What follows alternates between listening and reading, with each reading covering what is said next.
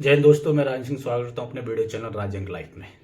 English की एक line है, money is lost, nothing is lost, health is lost, something is lost, and अगर character is lost तो everything is lost. मतलब money is lost, अगर किसी का पैसा खो गया है, पैसा गुम हो गया है, तो इसका मतलब आपका कोई नुकसान नहीं हुआ। पैसा गुम हो गया तो दोबारा कमाया जा सकता है। इसी तरह health is lost, something is lost, मतलब अगर किसी का स्वास्थ्य खराब हो गया है, स्वास्थ्य गिर गया है, तो स्वास्थ्य को कुछ हद तक नुकसान हुआ है, और लेकिन उस स्वास्थ्य को रिकवर किया जा सकता है और दोबारा से स्वास्थ्य वो ठीक हो जाएगा। लेकिन जहाँ तक करेक्टर वाली बात है, जैसे करेक्टर के बारे में कहा गया है, करेक्टर इज लॉस्ट तो एवरीथिंग इज लॉस्ट। अगर किसी इंसान का करेक्टर, उसकी इज्जत, उसकी इमेज, उसका जो मान सम्मान अगर गिर गया तो वो वापस नहीं आता है।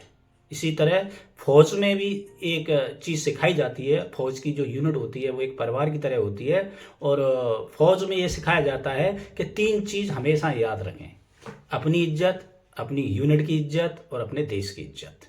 इसी तरह हमें हमेशा अपनी 3 चीज़ों का हमेशा ध्यान रखना चाहिए: अपनी इज्जत का, अपने परिवार की इज्जत का और अपने देश की इज्जत का। क्यों कि अगर अपनी इज्जत, चाहे अपनी इज्जत हो, चाहे अपने परिवार की इज्जत हो, चाहे अपने देश की इज्जत हो, एक बार चली गई तो फिर वो वापस नहीं आती है।